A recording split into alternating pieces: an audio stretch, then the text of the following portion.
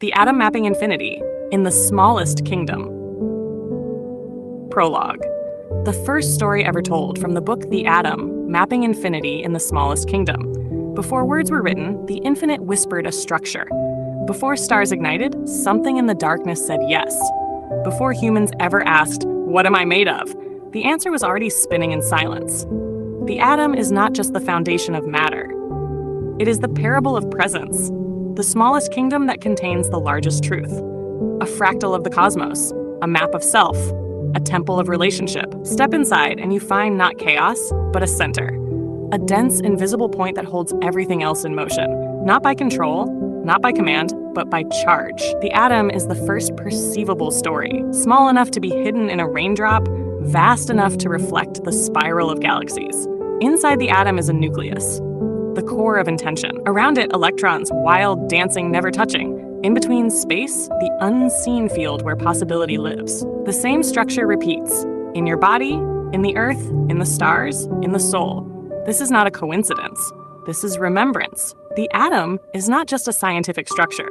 It is the infinite's signature. It whispers, open quote, "I am mostly invisible, yet I make all that is seen. I am emptiness, yet I am the architecture of form. I am not the end of the search. I am where it begins." Close quote.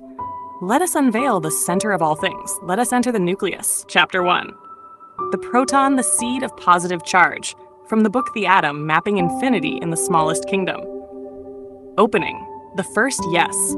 Before the mountains rose, before light touched water, before time had a name, there was a proton, a charged seed in the infinite womb of space. Not the first to be seen, but the first to intend. Not the loudest, but the one that held. Not the biggest, but the one whose presence birthed everything else. The proton is not a detail of reality. It is the decision to exist. History, the discovery of intention. The idea that matter could be broken down into indivisible units is ancient. Democritus gave it a name, atomos, uncuttable. But for 2,000 years, it remained a theory. Then came the split, and inside the atom, a mystery, a nucleus, a charge, a seed. In 1917, Ernest Rutherford, working with nitrogen and alpha particles, observed something unexpected, a dense positive particle being ejected. He had pierced the veil and found the proton. Later, scientists would confirm it was not just a piece of matter. It was the organizing principle. In Paul Davies' The Stuff of the Universe, he calls it a cornerstone, not simply because of what it is, but because of what it does. The proton doesn't float freely in form. It determines what the form is. Its number is the identity of the atom. 1 proton, hydrogen. 2, helium. 3, lithium. The entire periodic table is the counting of intention. The discovery of the proton didn't just crack open atoms. It cracked open the language of becoming. Shash science! Structure of the sacred seed.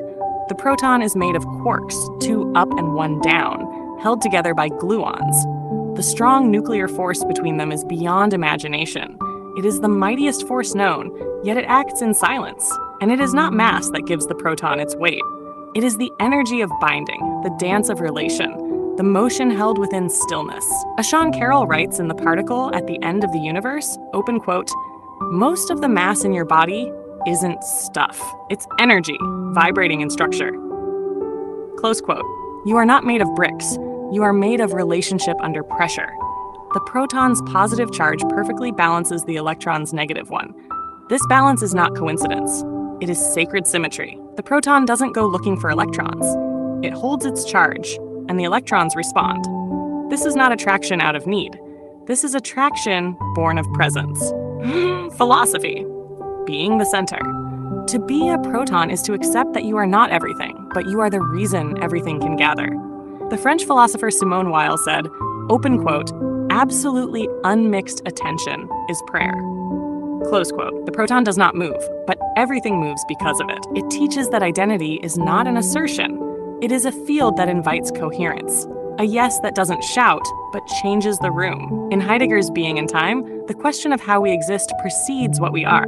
The proton does not answer what, it holds the how of structure, the how of intimacy, the how of presence. When you become still, when you hold space without reaction, you are living like a proton.